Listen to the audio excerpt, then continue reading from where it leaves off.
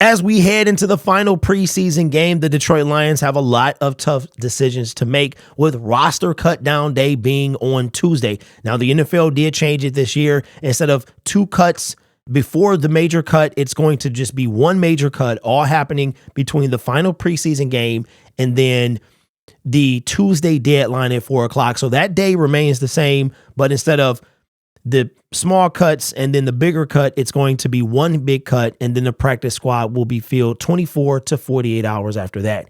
And the expectations for the Detroit Lions are pretty huge. I don't know why I said pretty three times, but pretty huge this offseason. So with roster cuts coming up, I went back and I looked at last year's roster, and it got me to thinking, you know what? This might be a decent video to really see the difference between the 2022 Detroit Lions roster and the 2023 potential Detroit Lions roster. How much better will our team be? And I think you're going to be surprised by what you see, because we don't really think about this. It's not fresh in our memory, but when you look at what we had last year, you're going to be like, wow, this team is leaps and bounds better. Now, this is coming from all Lions, and this is I don't know when this was exactly, but this is what the quarterback room looked like in 2022. This was heading into the season. Now, what happened was, I think this one was before David Blau was cut, but our quarterback room was Jared Goff and David Blau. The running backs, DeAndre Swift, Jamal Williams, Craig Reynolds, and Jamar Jefferson. You would say that is an upgrade for sure. These two backs will probably be the same, but an upgrade with Jahmyr Gibbs over DeAndre Swift, and then David Montgomery an upgrade over Jamal Williams. I love me some Jamal Williams, but I do believe that it is an upgrade. Wide receivers, DJ Chark, Josh Reynolds, Amon St. Brown, Khalif Raymond, and Quintez, no longer in the NFL for a year, Cephas. Already, the wide receiver room is different from this. Jamison Williams is not on this list. Tight ends, TJ Hawkinson. That's right. We had him going into the NFL season. Brock Wright was our number 2. Shane Zylstra, who is no longer on the team due to that injury, and James Mitchell. So we've gotten better here as well. So right now, we're better with, right here, we have at least Jared Goff and now Teddy Bridgewater projected. Here, we're better here, right? We're better at wide receiver, in my opinion. Now, we did lose DJ Chark, but we gained Marvin Jones Jr. These three guys are the same. And here, we're going to have either Chase Cota, Dylan Drummond, or Jamison Williams when he gets back. And then I think we're better here as well. Go to offensive linemen. Taylor Decker, Jonah Jackson. Let me see. I think here we might be equal because we have Halapalooty Vati coming back, and he could take Evan Brown's place probably. But this is pretty much the same. Defensive linemen, Michael Brockers, Aleem McNeil, Levi Onwuzurike, Isaiah Buggs, Demetrius Taylor. I would say that this is going to be the projected 53-man roster is going to be an upgrade over this as well. So right now we've upgraded at every position. Edge rushers, Aiden Hutchinson, Charles Harris, Julian Okwara, Austin Bryant, John Kaminsky. We've gotten rid of Austin Bryant is now gone. Romeo is back, so he'll probably take the place of his brother. We also have James Mitchell, who will be in there as well. Linebackers, upgrade here as well. Alex Anzalone, Malcolm Rodriguez, Derek Barnes, who has taken a step up. Chris Board, Josh Woods. Now we have Jack Campbell. We brought back Jalen Reeves-Maybin, and Derek Barnes and Malcolm Rodriguez have taken steps up from last year. So right now, I'm going to say that we have improved in every position so far than we had last year. Let's continue with the cornerbacks. Cornerbacks, Amani, I can't even get this out without laughing.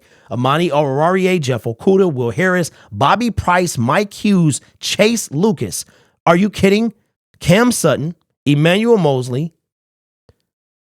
Good Lord. Yes, we're better here as well. Safety, Tracy Walker, Deshaun Elliott, Kirby Joseph, Afitu Melifonwu, Juju Hughes.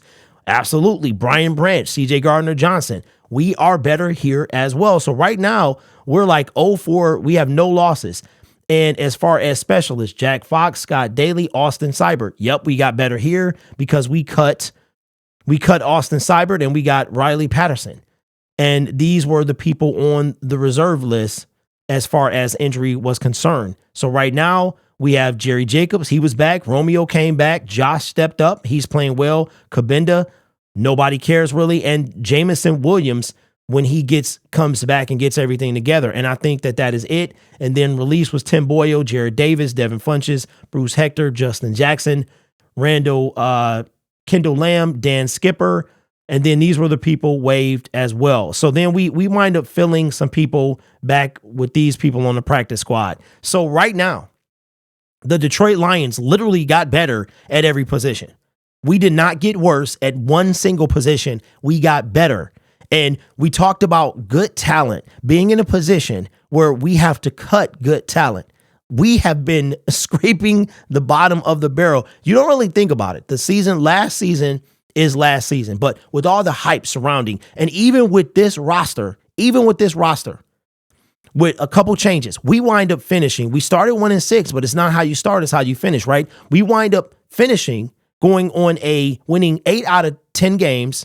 Okay, going 8-2 over the last 10, and that was with that roster. So imagine, I'm not trying to fill up the Kool-Aid. I'm not trying to pump the hype train with more coal. I'm simply saying, if you look at the roster and the potential, either way you cut it, it's going to be better. Whoever makes the team, it's going to be better in every single position than it was last year. That is a big deal. So maybe those expectations of a division title, of a home playoff game, a playoff win, or even further than that. Maybe those could be a reality. Now, of course, people are going to get hurt, and that's where the depth comes in. But even if you look at the depth here, I mean, it was some monster guys for Deshaun Elliott. He was a standout. It was some guys I don't want to treat like they were all, terrible, but a lot of guys stepped up. But looking at that roster, our 2022 roster, and the potential of the 2023 roster, night and day, we have gotten better at every single position. In the comments below, let me ask you a question. Going over this, comparing the potential to what you just saw from all Lions, does that make you feel better about the team this year? I know you don't really think about it, but it automatically, of course, it makes me feel better. But I would love to know your thoughts in the comments below. You guys are awesome. Take care of yourself and each other. And as always, go Lions.